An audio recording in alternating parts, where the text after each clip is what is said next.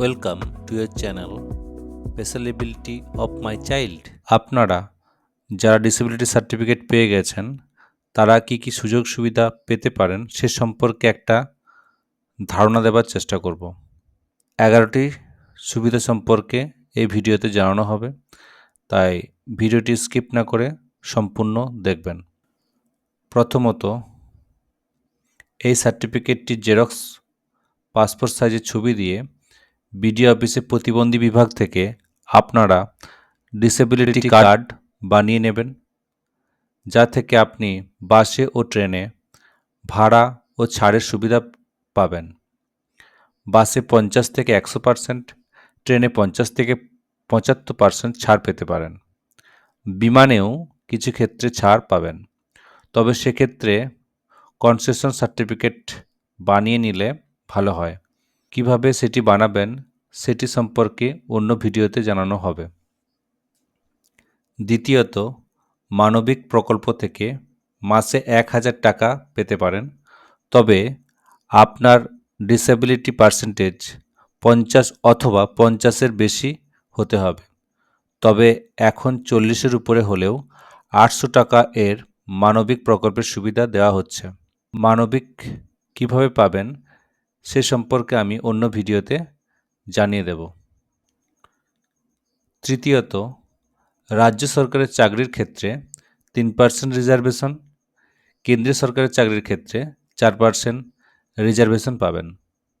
চতুর্থত, NHFDC থেকে শিক্ষা ও ব্যবসা করার জন্য লোন পাবেন। পঞ্চমত, VRCH ও NIOH থেকে আপনারা কোনো বিষয়ে স্বাবলম্বী হওয়ার জন্য শিক্ষা ও ট্রেনিং নিতে পারবেন। ষষ্ঠত, কৃত্রিম অঙ্গ সাহায্যকারী কোনো এইড যেমন হুইল চেয়ার, চশমা, হিয়ারিং এইড পেতে পারেন। তার জন্য বিভিন্ন প্রকল্প ও NGOর বিভিন্ন স্কিমের উপর আপনাদের নজর রাখতে হবে। সপ্তমত, শিক্ষার জন্য কিছু স্কলারশিপ পেতে পারেন, যেমন নবম শ্রেণীর পর থেকে 300 থেকে 1000 টাকার মতো পেতে পারেন। তবে মানবিক সহ অন্যান্য স্কিমের আওতায় যদি না থাকে তাহলে কিন্তু এটা পাওয়া সম্ভব হবে, না হলে এটা পাওয়া যাবে না। অষ্টমত, গাড়ি পার্কিং টোল কম, কখনো কখনো ফ্রিতে গাড়ি নিয়ে যেতে পারবেন। নবম, চাকরির পরীক্ষার ফর্ম ফিল আপের ক্ষেত্রে সম্পূর্ণ, কখনো কখনো স্বল্প ফি এর মাধ্যমে পরীক্ষার ফর্ম ফিল আপ করতে পারবেন।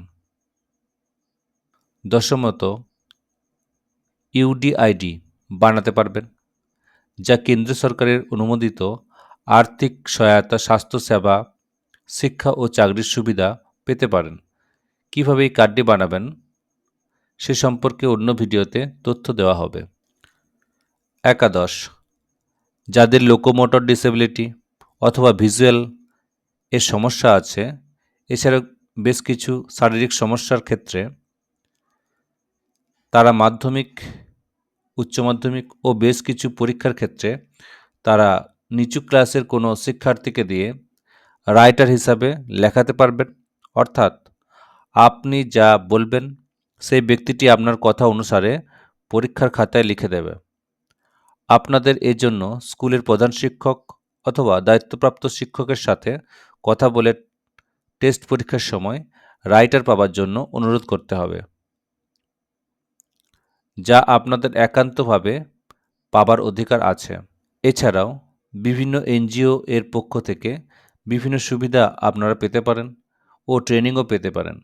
তার জন্য আপনাদের নিয়মিত NGOগুলির সাথে যোগাযোগ রাখতে হবে। চ্যানেলটি আপনারা সাবস্ক্রাইব করে ফলো করে রাখতে পারেন। আপনাদের প্রয়োজনীয় সম্পূর্ণ তথ্য এই চ্যানেলের মাধ্যমে পেয়ে যাবেন। বিশেষ বাচ্চাটি যদি আপনার হয় তবে আপনার বাচ্চার থেরাপি, স্পেশাল এডুকেশন, ADL সম্পর্কিত সমস্ত ধরনের টিপস আপনারা এই চ্যানেল থেকে পেয়ে যাবেন। ভিডিওটি যদি ভালো লাগে লাইক, এবং যে সমস্ত বাচ্চা ও গার্জেনদের এই ভিডিওটির প্রয়োজন আছে বলে মনে হয় আপনারা তাদের কাছে ভিডিওটি শেয়ার করে দিতে পারেন। নমস্কার, ধন্যবাদ।